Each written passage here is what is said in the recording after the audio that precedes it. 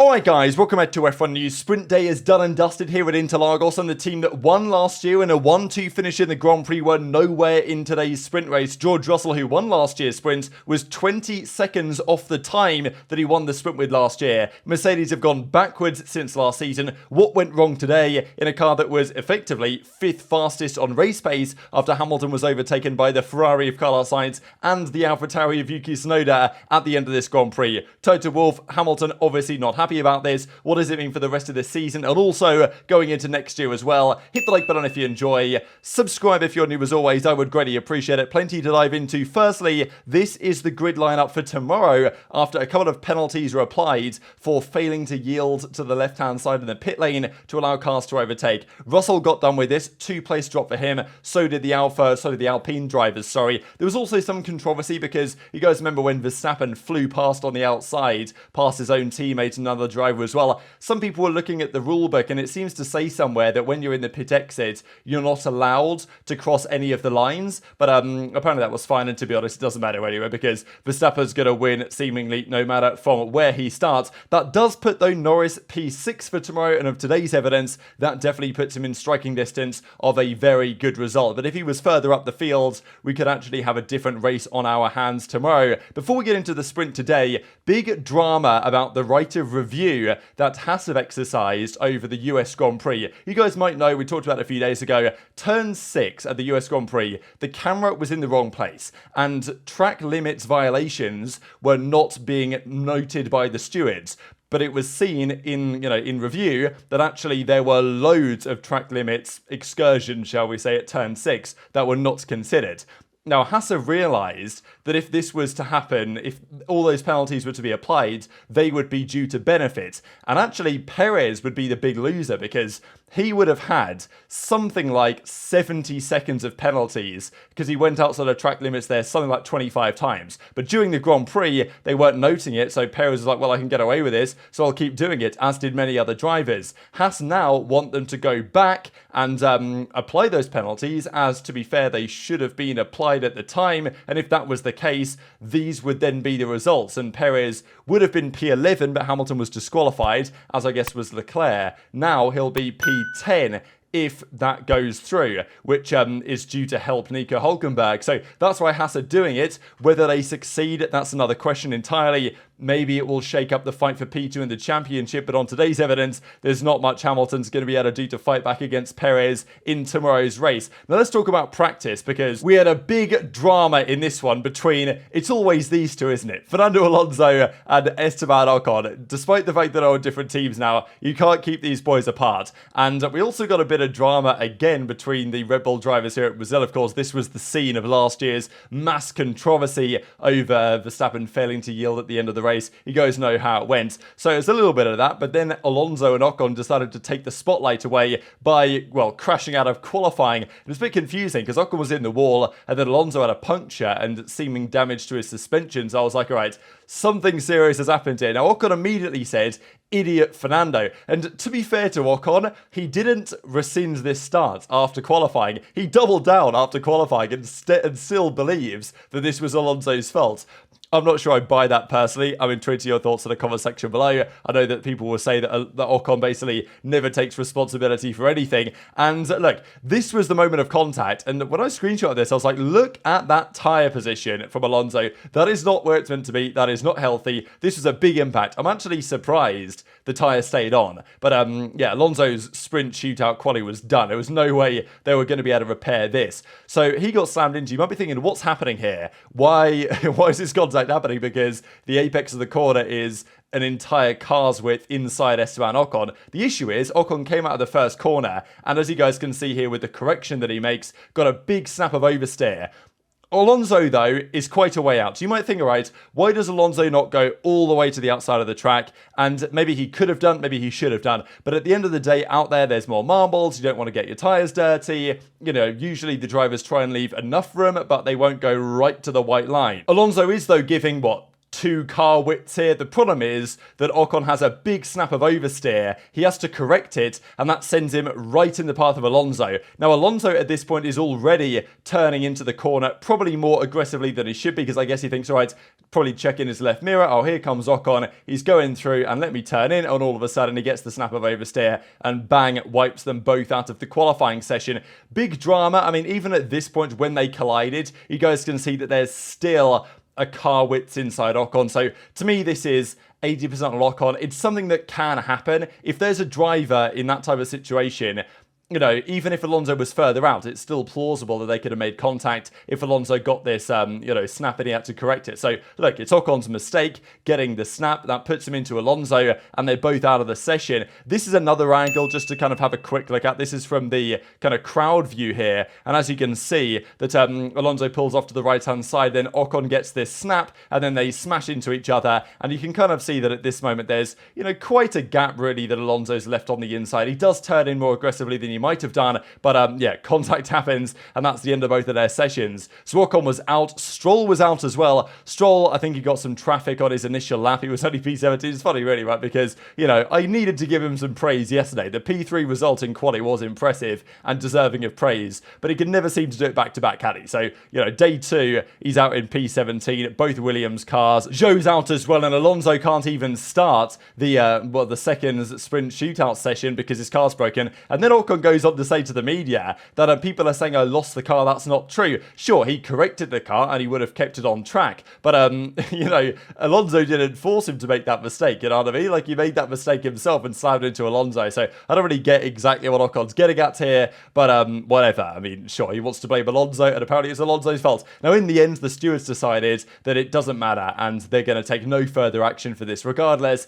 I get it, really, because, Ocon, his punishment probably was just taking himself out. It's unfortunate that it ruined Alonso's session as well, but, I don't know, Ocon was already out of the session quite far down the grid. I guess they thought it just doesn't make that much sense to give them a penalty, and it was never going to be Alonso's fault, so sure, that's how it's going to be done. They tried to fix Alonso's car, didn't unfortunately get so far with it, and that left these as the situations for the sprint. And once again, we can see here that the McLaren had pace. We talked about this predominantly yesterday, that the McLaren was looking good in qualifying and looked like the car that probably should have been on pole, but they got it wrong when they sent Norris out. Didn't get the opportunity there. And it's interesting, this sprint shootout, because so many soft tyres were used in qualifying yesterday that not many soft tyres were left for today, and there were very few drivers that actually had a couple of sets. Verstappen was one with 2 sets. I think Tsunoda, maybe Norris, Tsunoda were another one with a couple of sets remaining, which meant that some drivers can actually use a new set for the sprint, which was definitely helping Tsunoda, for example, at the end of that race compared to Hamilton. But also Piastri had no new sets of tyres at all come the third shootout session. Neither did Perez either, and Perez actually did a really good job here getting through to where he did in qualifying for the sprint, given the fact that he had an old set of tyres. Magnussen, Hülkenberg, Gasly, Bottas, Alonso were out in SQ2, and then SQ3 ended like this. Norris takes the pole position, and he thought that it was like a terrible lap. Actually, it's pretty funny. He just said straight up he thought it was an awful lap and one of the worst laps he's ever done, but it was good enough for pole by 600ths over Verstappen. Then Perez with a great lap on those used tyres to P3. Then both Mercedes. Hamilton reckons they could have been, well, he said he lost a 10th with a snap in the final corner, which might have put him P4, so, wouldn't have mattered that much. But a great lap from Tsunoda, and to be fair, this is the thing for Mercedes. They have been outdeveloped mid-season by not just McLaren, but also AlphaTauri. Like, from where AlphaTauri were to where they are now, that's a bigger jump than Mercedes have had. Like, AlphaTauri are actually a legitimately good car at the moment. Ricciardo showed it last race. Tsunoda definitely showed it today. So another L really for Mercedes to take on the chin, and they lost. They were roughly half a tenth up on Norris going into the final straight, and they lost around about 2 or 3 tenths on that single straight. I mean, look at this. Alpine, for some reason, have gone for this, no downforce setup. So, interesting idea. But Mercedes are down 10 kph. And when Mercedes try and make an overtake, Russell on Perez in the sprint, he got that move back just about, but he was struggling hard, it was a real challenge, even with DRS, to get past the Red Bull in a straight line. And trying to make any moves happen in the race or even defend in the race is just incredibly difficult when you have no top speed, and higher downforce should correlate to better tyre degradation, although that is not really what we saw. Now, Norris was actually summoned to the stewards for, it's the outlap thing, it's the maximum lap time, he exceeded it. They said he could have done a better job, but ultimately it was fine. They gave him a reprimand, and he got to start P1, and he stayed P1 for all of about 3 or 4 seconds before Max sent it down the inside of turn 1. This can happen, it's happened before. Was it 2021's sprint race where Bottas got down the inside of Max into turn 1? I think at that time Bottas was on the softs, Verstappen was on the mediums in that race. Perez gets a bad start, Russell gets him, Hamilton nearly gets Perez as well, and then does get Perez on an incredible move into turn 4. That was one of the moves of the Grand Prix. Hamilton round the outside of Perez, braking late, great racing between the pair of them, and Hamilton gets through on Perez. You're like, wow, that's a big move for Hamilton, getting through on Perez. Big for the championship, but it became quite clear within around about 2 or 3 laps that the Mercedes just had no race pace. So yeah, Max was gone. Now also Norris caught napping a little bit by Russell, who sent one down the inside of the middle sector, kind of exactly what he did back to Piastri in Qatar, and then of course that didn't work out so well in the longer term as it did not here for Russell. So the Mercedes was looking pretty good in the first lap, 2 laps, but quickly after that it was quite clear that there was no pace. Verstappen was already driving off into the distance. Now, to be fair, he managed quite a lot. Norris was actually able to close in once he got back past Russell to, I think he got to about 1.1 seconds at one point, and then Verstappen put his foot down and Norris didn't quite have the tyres after battling early on. But yeah, it's unfortunate for Norris because he's never led a sprint lap, I don't believe. But yeah, here he is having a great chance to do so, and then yeah, loses it off the line to Max, and of course he never looks back. Now, there was great racing in the field, and this is what Interlagos delivers. Great racing. Does that make the sprint format good? No. And I'll say a little bit more why, I guess, in a second here, but there was this moment where Hamilton was defending from Perez. He defended well the first time, then Perez got him back, and then it was Charles Leclerc trying to take advantage, and I thought Leclerc might get Hamilton here, actually, but Lewis tucks into the slipstream, gets enough of an advantage up the hill to hold off from Leclerc, and then pulled a bit of a gap, but that did not last forever. Didn't take long for Perez to be away and gone as well, chasing down Russell. That move was quite swiftly done, and Tsunoda drove a great race here. So did Ricciardo. He put some good pressure on Sainz. Probably fumbled the move a little bit. There was one time where Ricciardo was trying to make the move on Sainz and he went around the outside of turn 1, giving Sainz the cut back into turn 2 and the DRS down the straight. What Ricciardo needed to do was do what Hamilton did on Verstappen back in 2021's main Grand Prix, when he forces the driver into turn 1 defensive, then gets the switch back himself on the inside and then to the outside of the corner, and that's how you get the move done into turn 4. Ricciardo didn't execute it perfectly, eventually gets done by Piastri, and Sainz does hold on for the final point. But in the meantime, quite a lot was happening. There was big action as well elsewhere, and Interlagos delivers bangers. That's what it does. Great Grand Prix tracks deliver great races. The issue is that we just know what's going to happen tomorrow. You know, this is always the issue with sprint races. It's the issue that Max has said multiple times, and for whatever Brundle might say on the broadcast about the fact that this is more fun than watching FP2, it doesn't make the racing more fun, as far as I'm concerned at the very least. So Perez eventually gets the move done on Russell. I think Russell fought back, and then eventually Perez got it done. It was really no contest at this point, and then he just managed for the end of the race. Ricciardo, as I say, tried this move on Sainz, but because he really committed to go around the outside, he then got done back again on DRS. That did mean, though, Ricciardo battling here, that he was able to cost Sainz a lot of time, so Yuki was comfortably further up the road to potentially challenge for higher positions, which he did. And as you can see here, there's 4 cars in this shot. Ricciardo, 2 Aston Martins, and then they've got Gasly in this shot as well, and Alonso made a great move stick here in the end. The Mercedes guys were definitely doing a lot of tyre management, but it was quite clear in the last few laps that Hamilton's pace especially was falling off a cliff. Now, yes, they were on already used softs at the start of the stint, which was not ideal, but they were managing hard and probably losing a second a lap to Verstappen and Norris at the front of the field. Then Hamilton got done by Leclerc, tried to get the switch back on him, just like we'd seen earlier in the Grand Prix to turn 4, had no rear tyres at all through the centre S's, and nearly got done by Tsunoda. And okay, he holds on for once, but within 1 lap, he was out of DRS of Leclerc, and then Tsunoda got him on the next straight. So, you know, massive credit to Yuki. I'm glad that he had a great race here, because I really rate Yuki. I think he can be really good, but the issue is that he sabotages himself by decisions that he made, such as back in Mexico, the attempted move on Piastri that squandered his Grand Prix, and it's a shame when Yuki makes mistakes like that,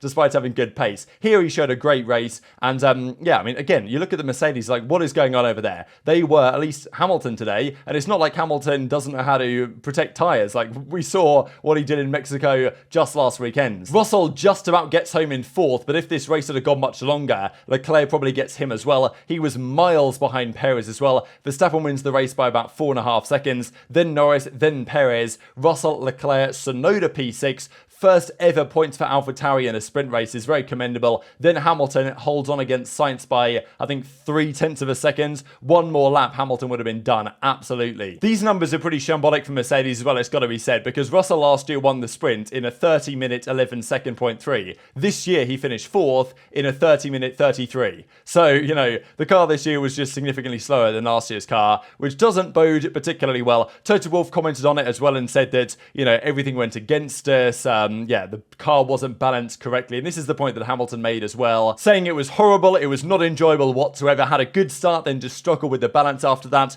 Lots of understeer, snap oversteer, which is fighting the car from early on. No tyres in the end. That's the thing. If you've got no rear ends, you're going to cook your rear tyres, and then the pace is just going to disintegrate as it did. I don't really know how I'm going to fix that balance for tomorrow. This is the thing with Parc Fermé, and there was a big discussion earlier today, actually, about potential changes to the sprint format next year. What they're currently proposing is to move regular qualifying back to Saturday afternoon, do sprint qualifying on Friday, and then do the sprint on Saturday morning.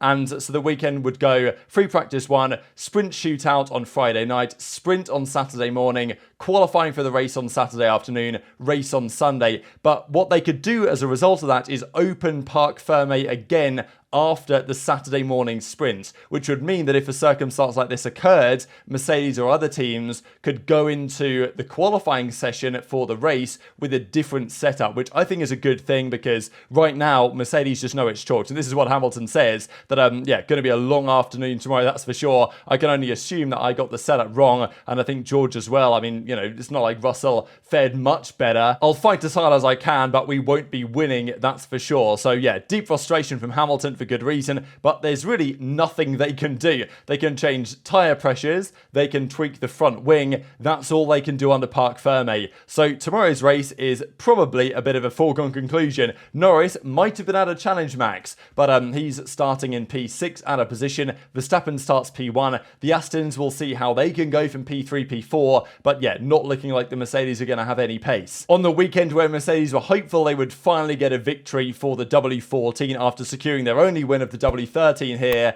at this site last season. Hit the like button if you enjoyed, subscribe if you're new, take care, and I'll see you next time.